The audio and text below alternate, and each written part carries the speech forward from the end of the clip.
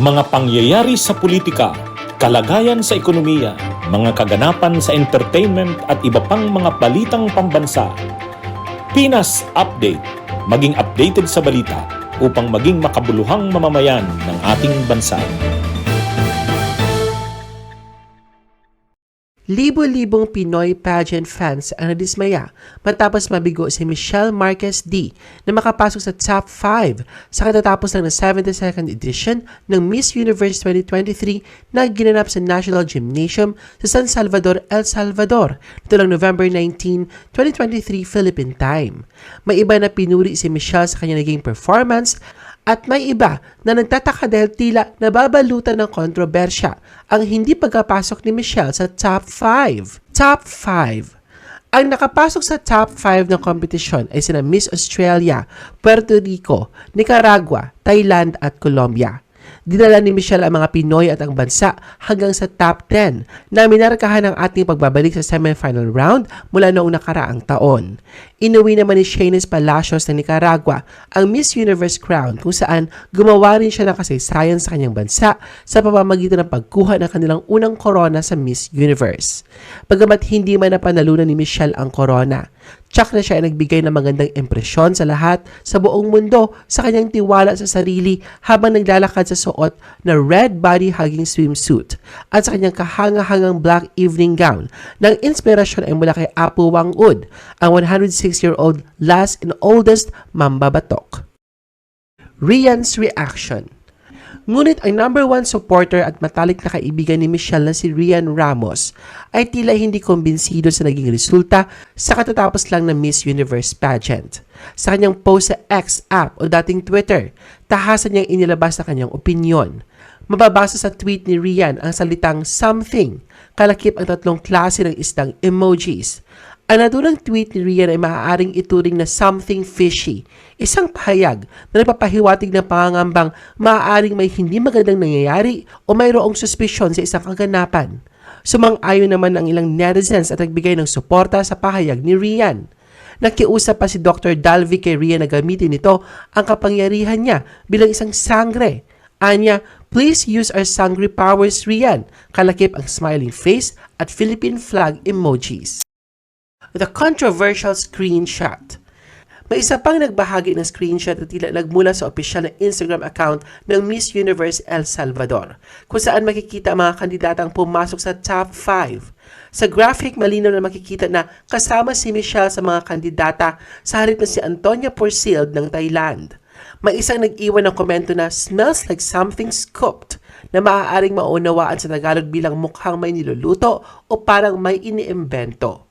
Sabi naman ng isang netizen, hindi naman daw siya bias pero sa tingin niya ay mas lamang talaga ang kandidata ng Pilipinas kaysa sa Thailand kung pagbabasihan ng kabuuang performance. Makikita rin daw doon pa lang sa preliminary round na angat talaga si Michelle. Hirit pa nito na parang planado na di umano na papasukin si Miss Thailand sa top 5. Naging usap-usapan din at nag-trending sa X app ang salitang robbed na may kinalaman sa pahayag ng ilan na tila dinaya si Michelle kahit na ipinakita nito ang magandang performance sa pageant. Sabi naman ng isang netizen na parang pinalitan daw sa huling sandali ang resulta ng top 5 at dapat kasali talaga si Michelle rito. Sinang-ayunan naman ito ng isa pang netizen at sinabi na kaya raw pala nag-step down si Madam Paula Shugart mula sa pagiging president ng Miss Universe Organization dahil sa malaman itong mensahe noong November 17, 2023 sa National Costume Show. Humirit din ang netizen ng katagang Halu Universe na tila pagpaparinig sa Thai businesswoman at CEO ng JKN Global Group na siya nagmamay-ari ng Miss Universe Organization na si Jakapong Ann Jakrajuthatip. Sa din ng isa pang netizen na cooking show ito dahil kailangan daw manalo ng Thailand dahil sa issue ng bankruptcy ng kanyang kumpanya. Komento naman ng isa, dapat daw inuuna ang question and answer ng mga kandidata kaysa i-anunsyo ang top 5. Natatakot lang daw siguro ang MUO na lumamang si Michelle sa Q&A portion kaya ganoon na lang ang nangyari. Payo naman ng isa na mag-move on na lang sa di umano'y planadong resulta ng pageant dahil planado naman di umano ang pagkapanalo ni Michelle sa Miss Universe Philippines 2023 noon.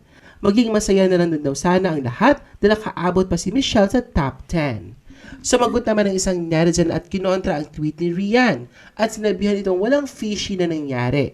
Dahil noon nga raw nanalo si Michelle sa MUPH, ay talento ito ng GMA at judges pa si Miss Annette Gozon at Sam Versosa na boyfriend ni Rian.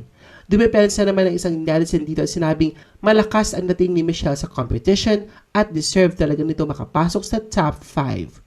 Samantala sa Instagram matapos i-anunsyo ang top 5, ay dali-dali namang nag-post sa Instagram ang Miss Universe El Salvador page para i-anunsyo ang nasa listahan ng mga kandidata na pasok sa top 5. Makikita sa naturang post na kasama ang pangalan ni Michelle, pati na rin ang kanyang official photo dito, kahit na wala naman siya sa binanggit ng mga host.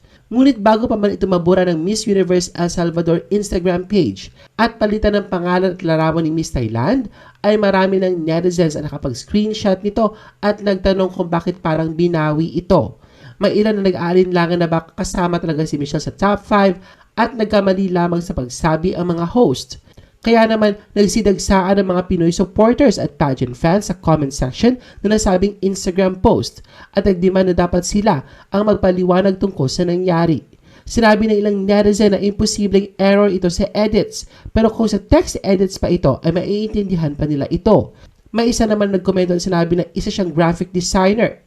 At bilang isang graphic designer, provided na nga raw ang mga detalye sa artist prior sa pag-a-announce. Dahil dito, agad na nag-trending sa X-App ang pangalan ni Steve Harvey, ang dating host ng Miss Universe. Tweet ng isang netizen, "Where is Steve Harvey when we need him the most?" Hirit pa ng isa, "Steve Harvey, labas." Saad naman ng isa na dapat lumabas na si Steve para i-check ang official list at ipakita ito sa camera. Hinaing naman ng isa na dapat ibalik si Steve dahil baka nga raw nagkamali lang sa pag-anunsyo ng top 5.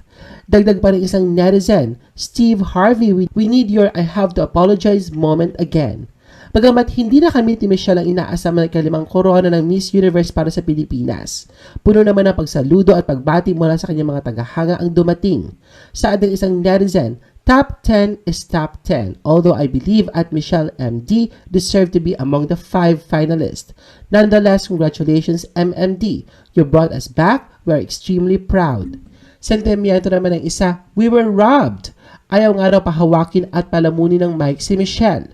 Pagkatapos ay nagpasalamat ito kay Michelle sa pagbabalik niya sa Pilipinas sa semifinals at pagrepresenta nito sa bansa at proud din siya para rito. Dahil nga sa screenshot ng mga netizens tungkol sa naunang post ng Miss Universe El Salvador page sa Instagram kung saan kasama si Michelle sa top 5, agad namang binura at pinalitan ito at tinanggal ang Pilipinas at ang ipinalit ay ang Thailand. Maraming memes ang kumakalat ngayon kung saan makikita si Michelle na naglalakad suot ng kanyang napakagandang evening gown na inspired by Apu Wangud habang may daladalang cellphone na may screenshot na Instagram post ng Miss Universe El Salvador. Caption pa ng netizen sa naturang edited picture, "Michelle D. bumalik sa stage para ipakita ang screenshot," na labis naman ikinatuwa ng mga netizens. May mga nagkomento pa sa meme ng, "Wag na wag niyong kakalabanin ang babaeng may screenshot." Saad naman ng isa, may laban nga raw si Michelle dahil may ebidensyang screenshot ito na tinatanggap nga raw na tulfo in action bilang prueba sa mga reklamo. May nagsabi rin ng nanalong voice for change pero hindi pinagsalita. Kaya naman may isa ding meme na trending ngayon kung saan makikita ang parehong larawan ni Michelle suot ang kanyang evening gown at sa kaliwang kamay nito ay nakahawak ang isang mikropono. Caption pa ng uploader, "Michelle D. after marinig ang mga sagot." Ang tinutukoy nito ay ang Q&A portion ng top 5 kung saan tila hindi nasiyahan ng mga Pinoy pageant fans sa ilang mga sagot ng top 5 candidates. Maraming netizens naman ang natawa sa nasabing meme ni Michelle at ang ilan na nagkomento pa ng, "Kaya nga raw hindi pinapasok si Michelle sa top 5 dahil baka raw lampasuhin nito ang lahat ng pasok sa top 5. May nagbiro pa at sinabing, "Gulatin mo ang universe, Michelle. Bumalik ka sa stage at sagutin mo ang lahat ng questions." Marami ring netizens ang nanghinayang dahil inaabangan talaga ng lahat ang galing ni Michelle sa Q&A portion na magpapanalo sana sa kanya bilang Miss Universe 2023. Samantala, lubos naman ang pasasalamat ni Michelle sa lahat dahil sa suportang kanyang natanggap sa kanyang paglahok sa Miss Universe 2023 pageant.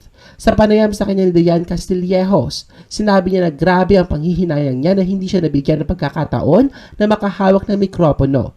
Inihanda pa naman sana raw niya ang kanyang sarili sa pagsagot sa question and answer portion ng mabuti para walang butas sakaling mabigyan siya ng pagkakataon dito. Gayunpaman, ayon sa kanya, ganun nga raw talaga ang itinakda ng kapalaran. Bunyog! Bunyog! Halikan na kasama ka, Bunyog. Kapag buklod ay may pag-asa, Luzon, Visayas, Mindanao, isa ang pananaw. Sa bagong Pilipinas ang bunyog isisigaw. Bunyog, bunyog, bunyog.